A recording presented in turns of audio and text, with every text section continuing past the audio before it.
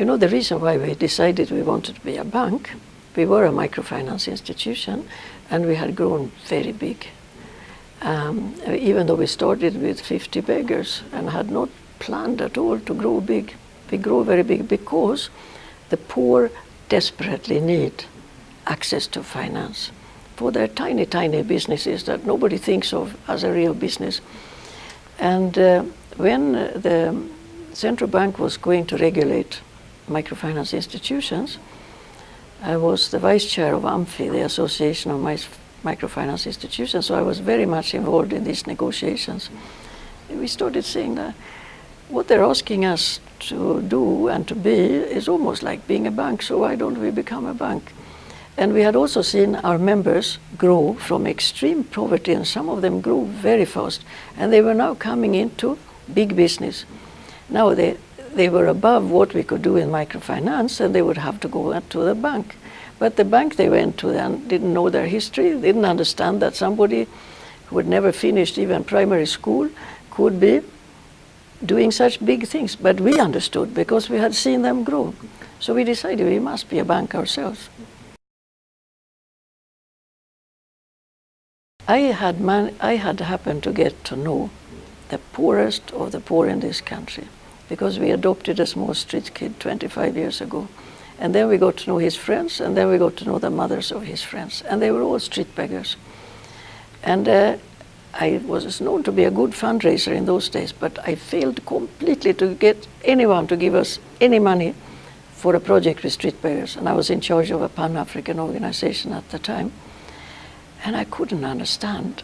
You know, even the government authorities here, even the PC in Nairobi said, "Madam, these people are not normal." He said, I said, "I've come to know them. I find they are very normal. They want the best for their kids and for their lives."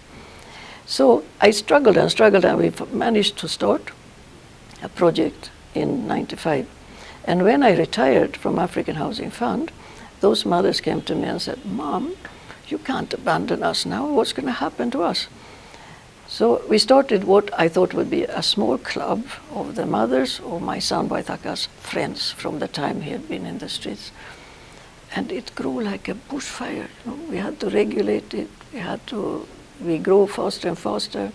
We realized those who couldn't pay, they had the same problem.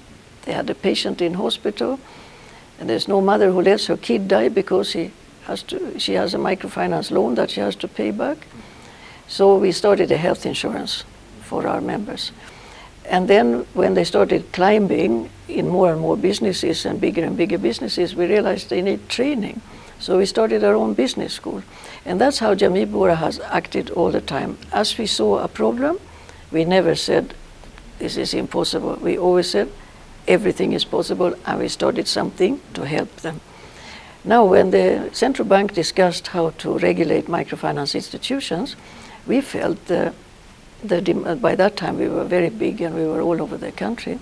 We felt there's not much difference between being a bank and being a regulated microfinance institution, so why don't we become a bank? Because now some of our members had climbed so high, they needed really big loans, you know, and they were running big businesses, even though they had started like the smallest of the small.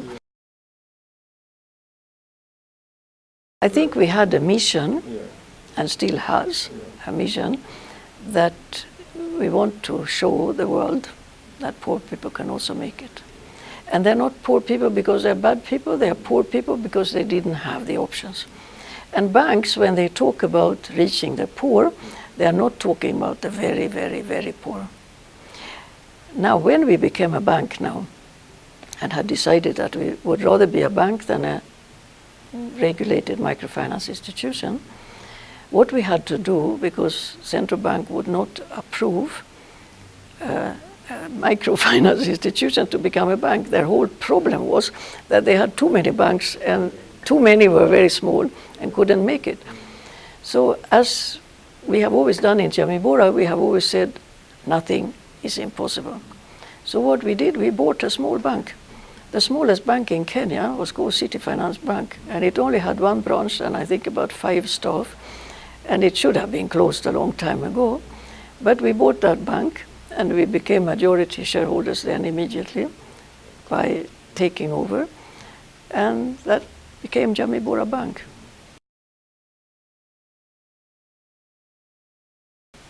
We have the microfinance. We also have, the people who have come into businesses that are on the way up, and that's a very big group in Kenya. And then anyone can join our bank, so we are a normal bank now. In fact, one of the problems we had was that the central bank rules are tougher than we thought from the beginning. We had 105 branches in Kenya, from Moyale in the north to Taveta in the south, from the coast to the border of Uganda, in all corners of the country. But with the rules of central bank, they could not approve those 105 places as real branches. So we had to close a lot of branches. And that was very painful. And then the people came and said, "What about us? Mom, have you abandoned us?" And then what happened? Yeah, we decided, as we always do, we see a challenge, we do something about it. So we formed a cooperative society, a SACCO, to assist the members that could not be served by the bank. And you see, they continue growing now, and then they can become bank customers. So now it's like a breeding place, if you want. And our bank is growing very fast, so we will eventually be in all those places with our bank. But until we can be in all those places, we have the SACCO. And Jamii Bora, the name that we choose when we started Jamii Bora, was also brilliant. We wanted to call ourselves Tumaini Trust. We formed a charitable trust in the late 90s.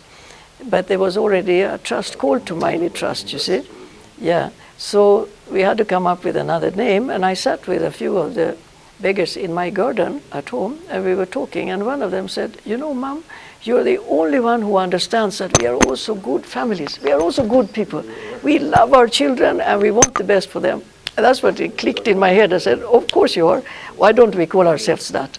So that's how the name Jamii Bora came up. And it has been a brilliant name. When I first came to Kenya in 1985, and I was heading a UN program of housing for the very poor, which was a global program, the kind of misery I saw all over the world when I was around, you can't believe it. People living in caves, people living in the garbage dumps, everywhere in the world. And I'm an architect and urban planner by profession, but most people think I'm a social worker, and I'm proud of that. But I said to myself, this is unbelievable. And Swedish housing problems looked very small to me once after what I had seen. So when I discussed with my newfound friends in various African governments and institutions, and Africa was sort of waking up. You know, in Asia and Latin America, they had already seen the drama of big cities and huge slums, but Africa was still rather rural.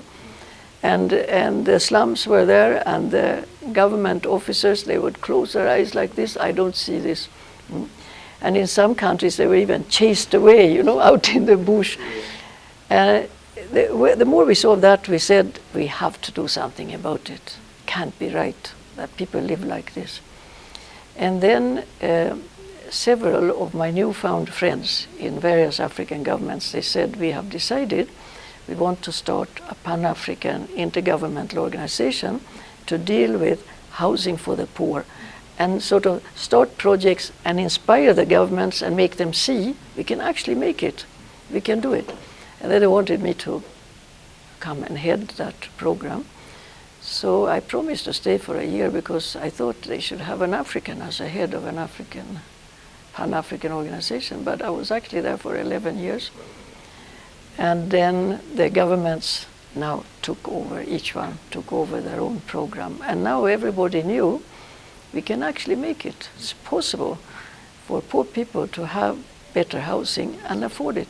We continued in a small way in Jamii Bora, but as we grow, the members were saying, "And what about housing, Mom?